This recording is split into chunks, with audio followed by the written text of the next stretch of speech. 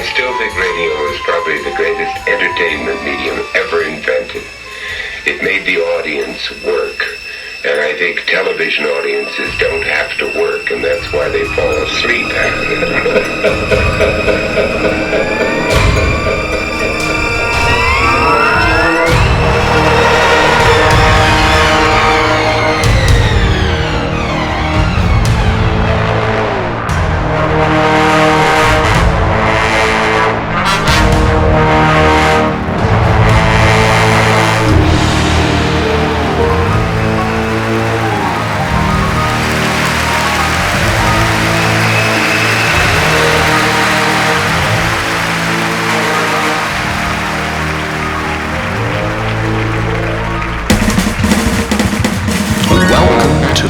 Acid Radio Show. Tonight's psychological experiment comes to you by way of imaginative radio fiction, performed live atop the luxurious Broadmoor Center Tower, as we have done here for so many fine years. And mostly, thank you to all our good friends tuning in out there from Radio Land. Each sound you, our radio listeners, hear now is being created live right from our soundstage. It is an exciting night for one of millions of families having just finished with their evening meal, nestled in round the radio console, each in anticipation of their favorite program. Valuable consumers across this great nation, sit back and enjoy the scenery as we recreate for you in its entirety the Black Acid Radio Show, Volume 1. You are listening to the vibrations of electrical impulses coming through your speakers. Billions of tiny particles united together to form a cone in which, responding to the propellant of aural stimulus, will reproduce sounds captured by the transmitting device. Within these oceans of particles, currents of radioelectric fields and vibration created by even the pressure of an eyelash falling to the floor, exists a natural harmony between the laws of the physical world and those forces which we cannot perceive. A synchronization of time and matter, but one that does not stretch parallel to infinity. In fact, at regular intervals, the physical and spiritual planes do overlap, allowing an observer to be privy to the inner workings of life, death, and the torrent of wandering souls with which we share this particular coordinate on the universal map. Using the catalyst of vibration, we stir the mixture, in hopes that for some fraction of a moment, we may peer into the churning infinity of God. We now take you into a world of microscopic calamity, incomprehensible energy, and mystery that has been shrouded by the cloak of mortality. We now broadcast live, directly as it is received.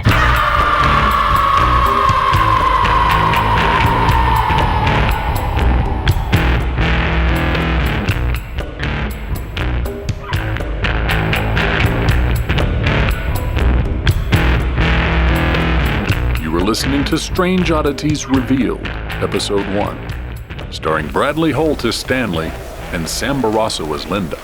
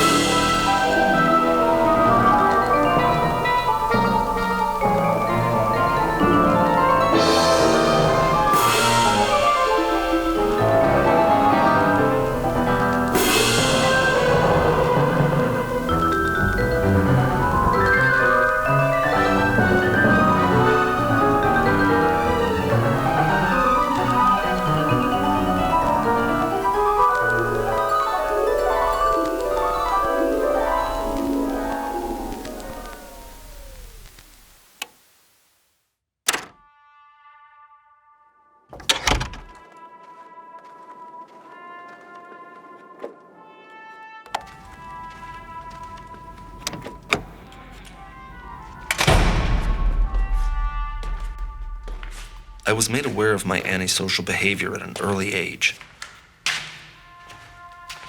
In grade school, I moved with my family from a small farming community in the Midwest to the screaming madness of urban decay, all in my mother's search for work.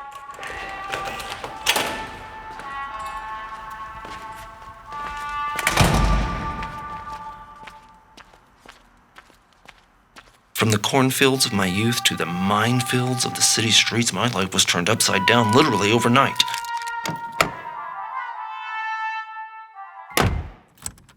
Trying to find my way to the train without getting robbed, or worse. And it has kept me in fear for all of my life. My mother was the chief source of my misery. She wielded my fear as an artist's brush, painting an elaborate mural of darkness, textured with criticism, over the blank canvas of my developing psyche. Every day that I look into the mirror, what do I see staring back at me? All I see is this hideous reminder, trailing across my face.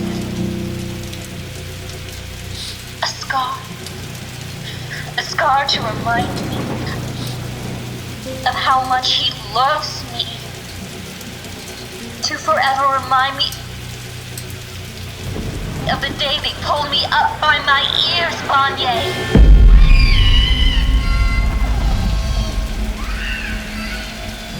They hung me by the ears to help pull my face back together while they worked on me. They said Daddy had dissected it into segments, but everyone was amazed at the way they put it back together. I think they did a fine job.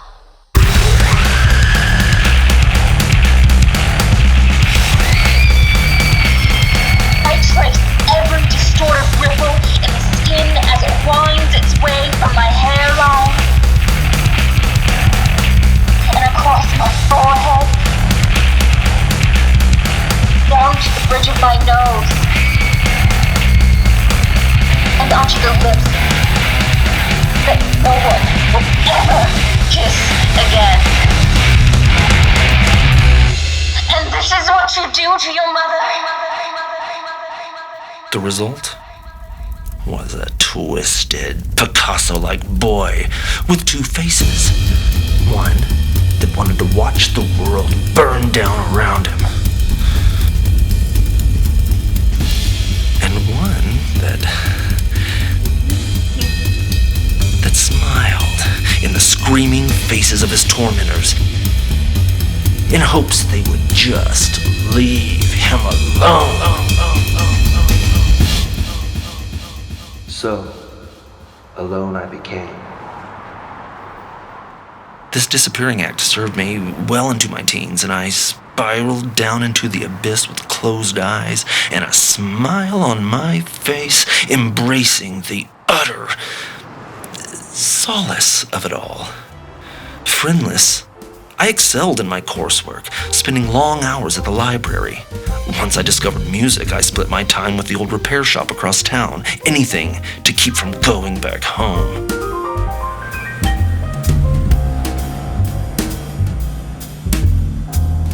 Forever drawn by the hypnotic glow of vacuum tubes, electrical currents, and the dancing crackle of electricity carrying in the sounds of all the big bands, it was the only place on earth that I really did feel like home. And that's how my experience in these matters came about, just by chance. Helping Spiro around his radio shop. Sweeping up at first, but then he began helping me build radio kits of my own. From spare parts that he found at the shop, you know. Looking back, I know many of those parts were fresh out of the package from Spiro's shelf, but I don't know. I guess he felt sorry for me. For my part, it was the closest I ever came to the feeling of having a real father around. My father if you could call him that, was locked away in a dungeon somewhere for what he did to Mother.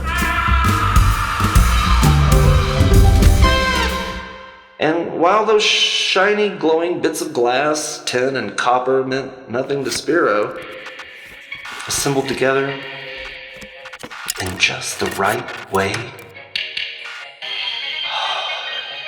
yes, for me, it was enough to break down the impenetrable four walls of my suffocating spirit and gave me hope that there was a world beyond what I could see from my windowless room.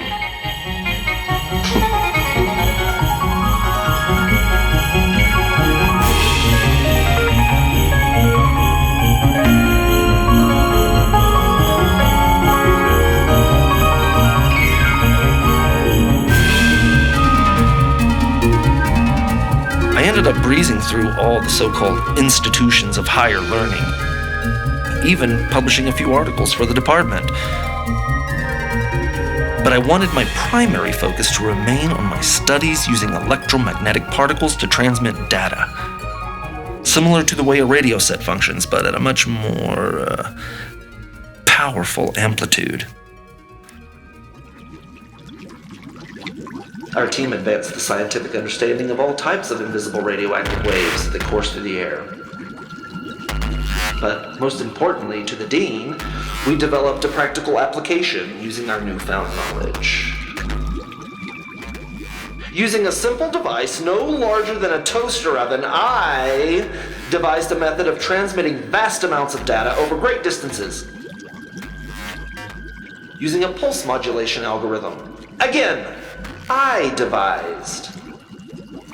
But it wasn't enough for the Dean to congratulate the department for all the accolades, the additional funding, or the new library we were granted. No, he had to go and screw every last one of us out of any credit for our achievement.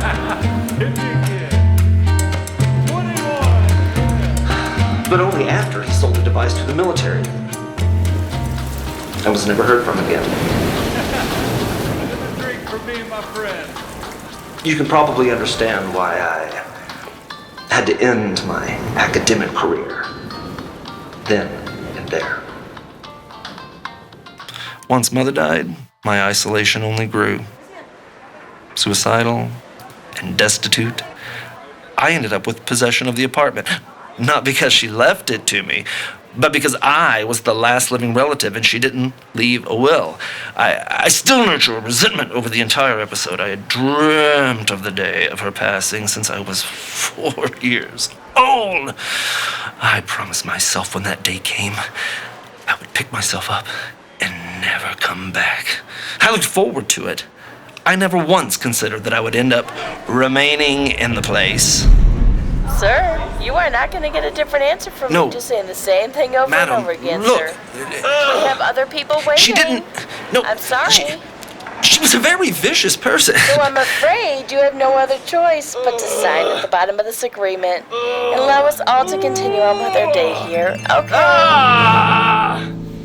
So, well, I was finally free to live beyond the tiny wooden frame she had always painted me into.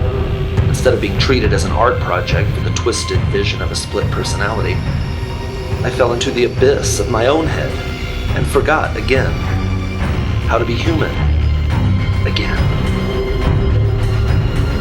And as I exorcised her room from all the ghosts of my childhood, I relived every twisted nightmare that made me this way.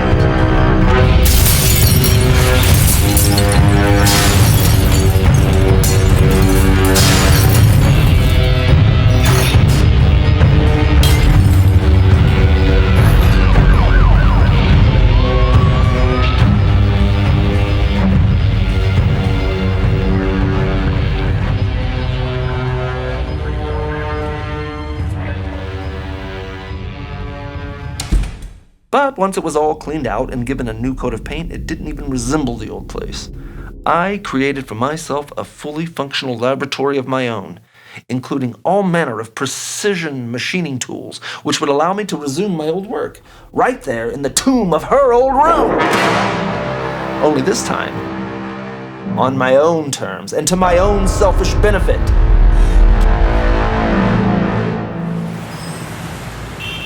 I did take a menial position at a private firm, just to get me out into the light of day, and to have easy access to all manner of electrical components. But working with the predictable physics of heavy magnets, I quickly became bored with such commercially derivative work. It lacked imagination. It lacked vision. So I showed up each day, mainly to study my coworkers from a distance, as my own private experiment, whiling away the afternoon hours a few times each week, observing the lives and peculiar mannerisms of those around me as if I were in some alien zoo, studying them and taking notes, in hopes that I too could one day decode the cryptic happiness they seemed to enjoy so effortlessly.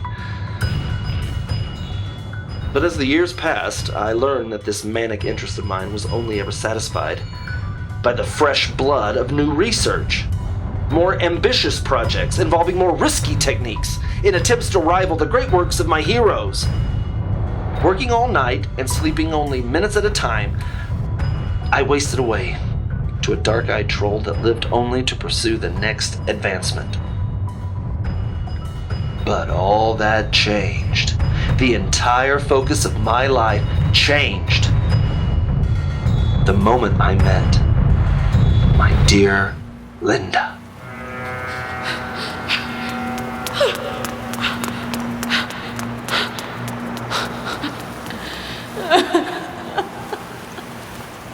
So this is where you go?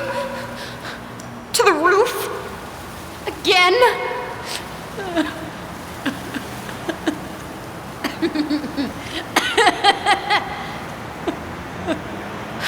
Ridiculous. I don't even know what I'm doing anymore. I love him. I hate him. I love him. I hate myself. What would he do, huh? What could he do if I just leap off this rooftop right now and try to fly? He wouldn't even be able to bathe himself. Maybe I should just get out of here. Forget Bogdan. What would you do with yourself? I don't even have a dime to my name. I don't even know anymore. I don't even know if I'm coming or going. I don't know where to turn. Which way should I go? Everybody wants to tell you.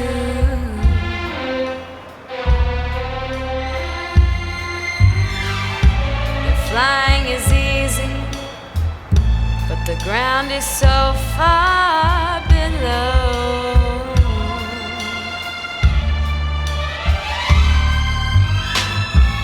Nowhere to go, and feeling as though at one certain step is straight down. That's why the caged bird sings, it's lamenting the loss of her one good reason for living. Though my work is done, oh, my heart ain't free. Bad luck and depression got a hold of me. But right when I think I wanna curl up and die,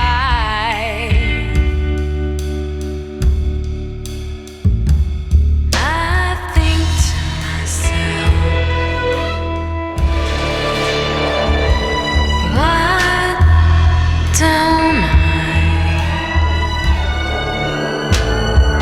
Why don't I?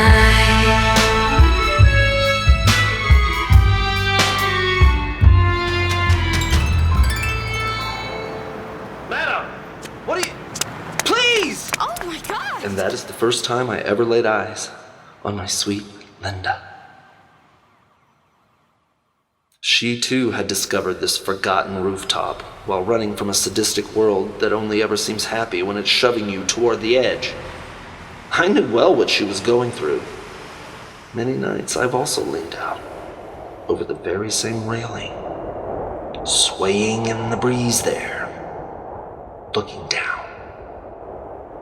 My mind running wild through the streets below in search of some kind of purpose. Hell, just one damn excuse to keep on living. Thankfully, Linda stepped down from the ledge that night. And as fate's twisted smile would have it, my one excuse for living ended up finding me instead.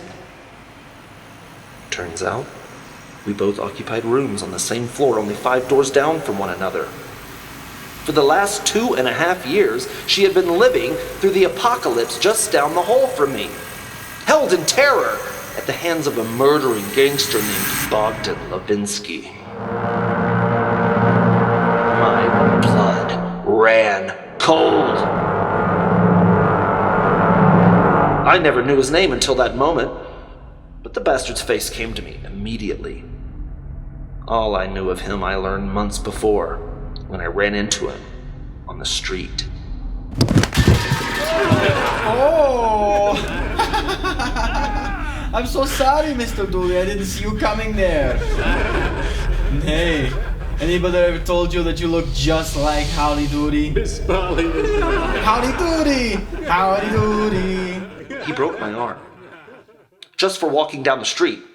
He was the kind of dickless scumbag your mother warned you about. Or in my case, the kind your mother brings home and you have to fight off as he slithers up next to you in the middle of the night. Thinking about it, I doubt Linda could have ever stepped foot outside that apartment during any of this time.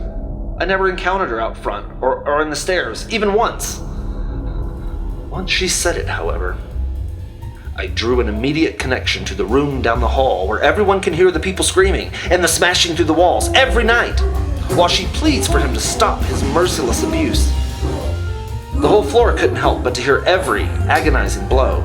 I can see her in my mind, just sitting there, quietly, absorbing it all.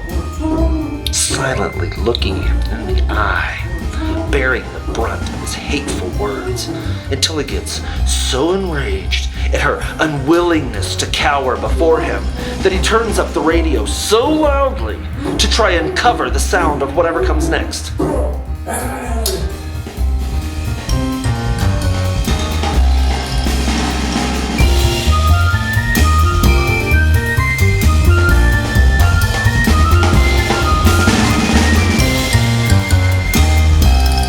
But beginning with that very first chance meeting, we shared 3 beautifully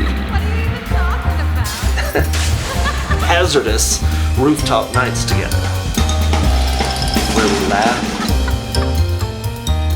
And we laughed. And we loved. And we talked. And as we held each other, and whispered, and dreamed, it was something neither of us had ever experienced before.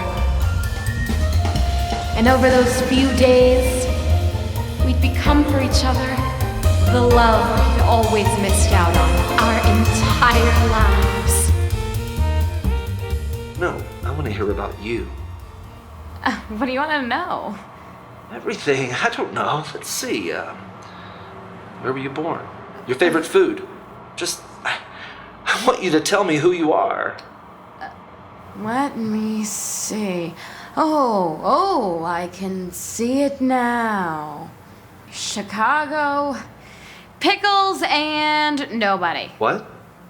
That's what you asked me, right? I was born in Chicago. Well, I love pickles, and I'm nobody. Okay. But not just any pickles. No. No? Oh, no. It's gotta be those little sweet ones. Sweet ones? Oh, seriously? Yes. Not those ugly, horrible-looking dill ones. I hate sweet pickles so much. You hate them? So vile. Well, if you don't love sweet pickles, I don't know how this is gonna work out. What? But she faced certain cruel judgment once her absence was discovered being away from home. Away from her cage back at the apartment with Bogdan. Linda! Where are you, my sweetheart?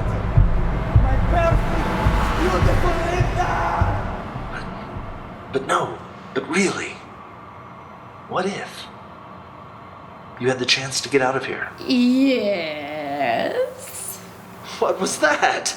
But really, I mean it, Linda. What if you could leave here?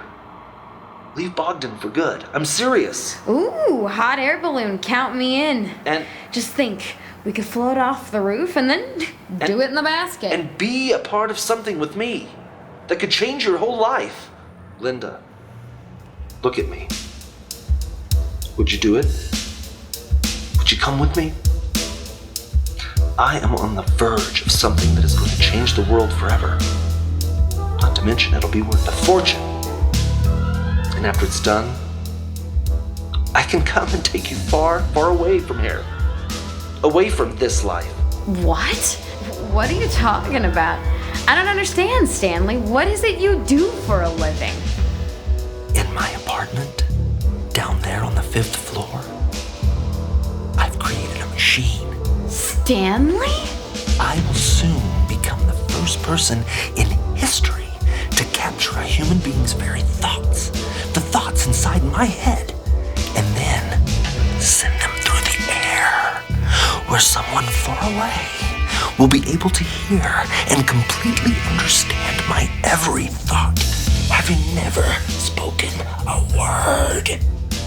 Oh my God, Stanley! Seriously? You can actually do that? I honestly believe I'm on the brink of being able to do so, Linda. Yes, I've just got one last component to install, and the machine should be fully operational. I proved the underlying concept years ago. There's a million people that would pay $1 million for this kind of thing, and you know what? They can have it all. We'll take the first offer, grab the money, and go. We can get away from all of this. Oh, but you so conveniently have forgotten about Bogdan. No. What? I can keep you safe. Stanley! Stanley, no! No, you cannot. Bogdan will never stop. Not so long as the devil's flowing through his veins, he'll never stop. So now what? What are you gonna do, my soft little Stanley? I'll do whatever I have to do. Oh, so you were willing to kill him then, huh? Yes. Maybe. Shh. Oh my God, Stanley, don't even whisper like that. Bogdan has eyes everywhere. I feel as though he could be watching us at this very moment. We can hide. We'll just hide you out in my apartment, down the hall, until the machine's done. And he'll burn this whole building down before he'd let go of one of his possessions. You know what? I'm willing to risk it for you. Stanley. No, you listen. Linda, I've never found anything worth opening myself up for, taking a chance for. I only had the word, but it never meant anything until I found you. But Linda. But Stanley, Linda. I've been looking for a long time. Searching for anything worth living my life for. Not knowing how the end will turn out. Not knowing if you're gonna live or die. But not caring because you know you just couldn't be in any other place. No place than right here. It doesn't matter what happens. I'm not going to allow that to happen to you. Alone. We'll hide you in my apartment tonight, and I'll work double time to finish. You're a beautiful soul, Stanley, but I won't get you killed. If you want me, like I want you, and I'm willing to fight for us to be together, then we've got to wait it out until your machine is done. But he will burn this whole building to the ground, with everyone in it, women and children included. I'm not gonna have that on my conscience. You finish your device, and I will be ready. Then we'll have the money to leave. And when I go, I will let him know that I will never stop running. To my dying day, I will always regret that I didn't drop everything I was doing right then and just leave. Throw her over my shoulder like they do at the cinema. Spend what little time I had left on gasoline and just drive us the hell out of here until we could drive no further. And damn my soul for doing anything different. But because the sweet allure of my work held over me, the selfish obsession that to finally see my dream through to the end, my genius to be recognized, I relented and agreed to spend the next few months working night and day until the project was finalized. But we never got to realize our beautiful dream. When Linda returned that same night to fetch her things, He was waiting for her.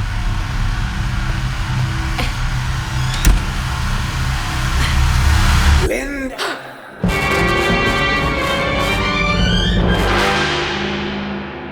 And that was it for us.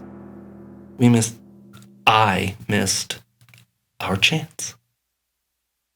After that, Lynn was never let out of his sights again, and he went right back to doing the only thing he knows how to do. That was weeks ago. But today changes everything. I swore to myself, I swore to Linda, that day, I would finish the machine, and I would make my fortune. And after it's all said and done, that I would charge in like the cavalry and bring her sweet ass out of that hellhole one way or another. I hid a couple of unauthorized orders in the lab's usual shipments, and the briefcase at my side now contains the final missing component that has delayed the completion of my device. Of all the geologically derived materials used throughout the design, this item was of such particular rarity, I had to go to extreme lengths to acquire one by way of the military underground. No small endeavor during wartime, I assure you.